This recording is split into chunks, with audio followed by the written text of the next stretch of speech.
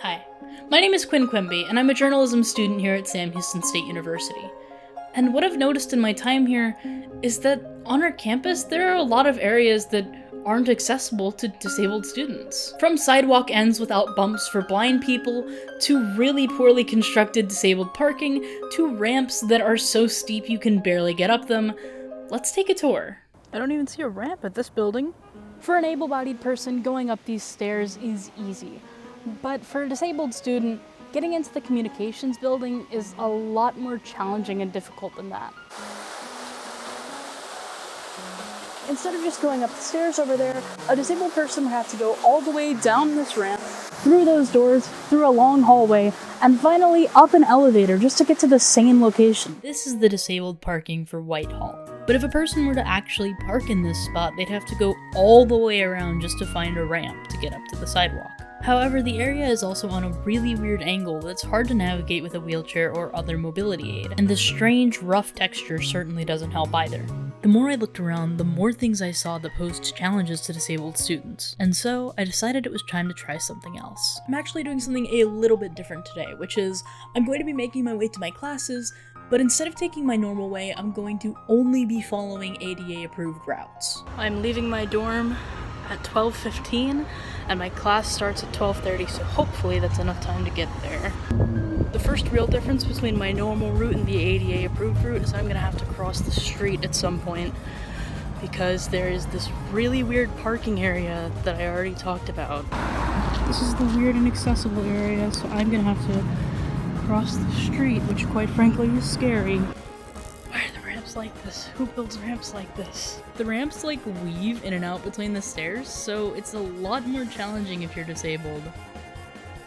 The way that I normally get here is way too crowded to go through if you had a mobility aid, so I went through a different way, which is ADA approved, and it's taking a lot longer.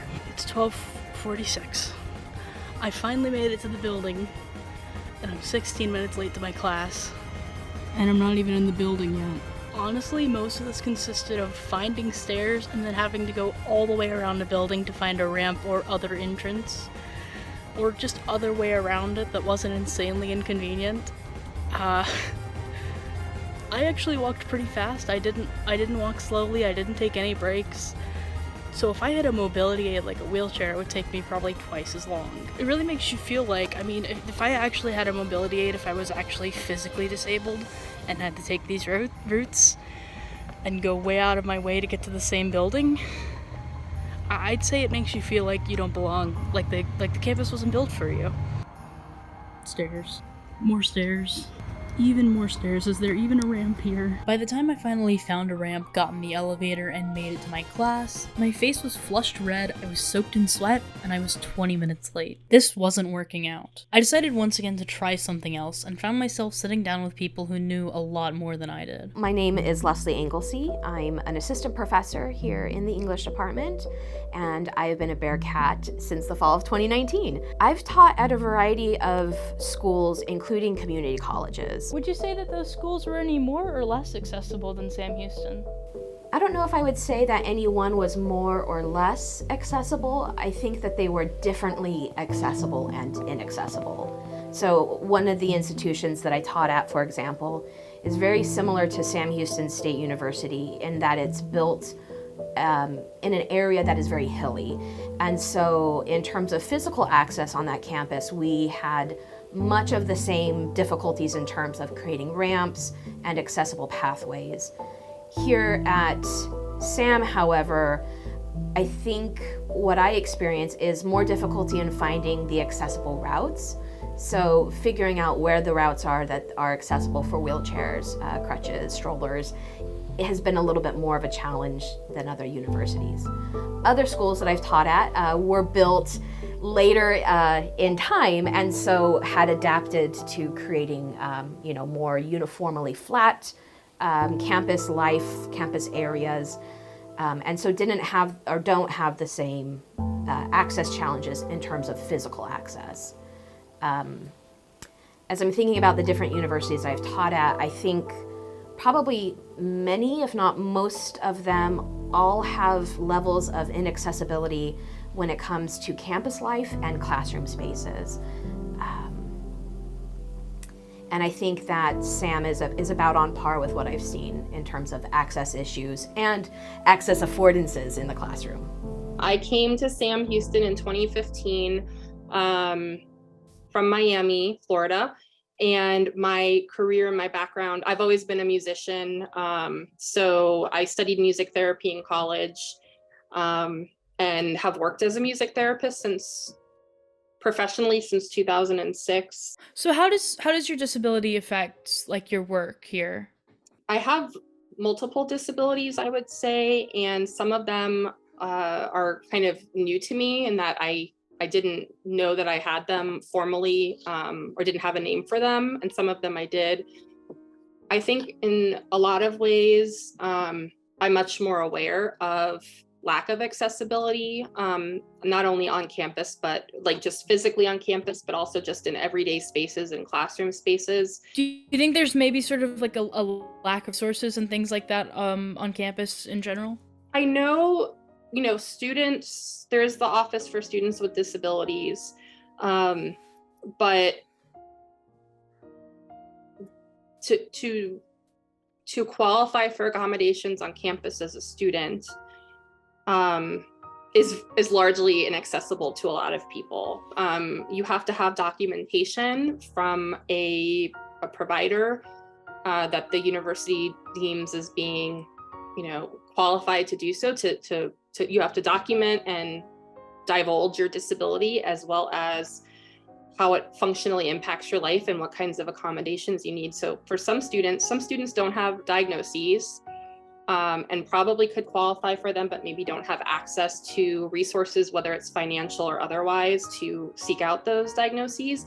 They may still be on their parents' insurance and be worried about their parents or family members finding out,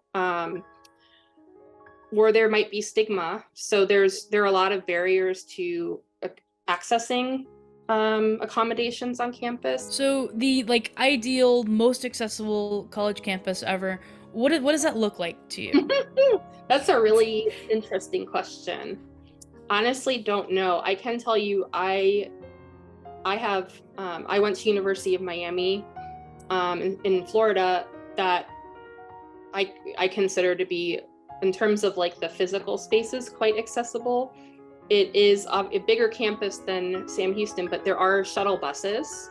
So when you park up the hill, their equivalent of up the hill, you can get on a bus that has wheelchair ramps.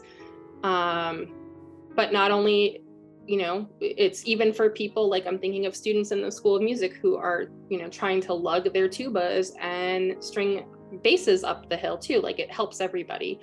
There are all the elevators on campus are clearly marked where they are, which entrance to use. Like, we have an elevator in the School of Music that's like in a back corner that nobody knows. Visitors on campus would never know which door to enter to find the elevator and where it is, right? So just having things really clearly labeled it would be very helpful. Making sure that the faculty and the staff and everyone on campus is knowledgeable about what accessibility options exist and how to access them. I think, we're talking about physical accessibility, but there's also sensory accessibility. So I know on campus we have like a lactation room for mothers, but having spaces on campus that are kind of quiet spaces, or spaces with low sensory stuff happening, and where people know where that is, would be great. Just things that take into account the variety of needs that people may have, and then making sure that people know that they exist, and getting feedback about them, I think would be a really good start. But I think that's a really good question. I don't know if there's a place that will be fully accessible to everybody all the time, but I think if you design a campus or an environment where accessibility is important and prioritized, then people will feel more empowered to ask when they need something that isn't available. And then also the people who are decision makers will not be open to receiving that and acting on it. I also had the chance to speak with Dr. April Shamack over email, who had this to add. The COVID-19 pandemic has revealed many of the problems around accessibility in our society. What I have learned is that being a disabled employee during a pandemic takes an enormous amount of planning in order to accomplish things. My abilities can change from day to day. The COVID-19 virus also constantly changes, which affects what I can and cannot do more so than someone with a healthy immune system. One of the great frustrations for me as an immunocompromised person during the pandemic is that we are often seen as expendable, irrelevant, or alarmist. But the reality is that if an immunocompromised person gets COVID-19, it can be very severe and lead to hospitalization or death. Whereas if a healthy person becomes infected, they may have very mild symptoms. The most important thing we need to address as a community is how to create a culture of care, where we can empathize with the humanity of all people. All other improvements of accessibility come from that mindset. When I was co-chair of the CHSS Diversity and Inclusion Committee, I got to meet others in the College of Humanities and Social Sciences who were interested in issues of accessibility. I'm glad that we are beginning to have this long overdue conversation about accessibility at SHSU, and I'm hopeful that the greater awareness will lead to permanent change. Acknowledging that a problem exists is the first step to work towards fixing it.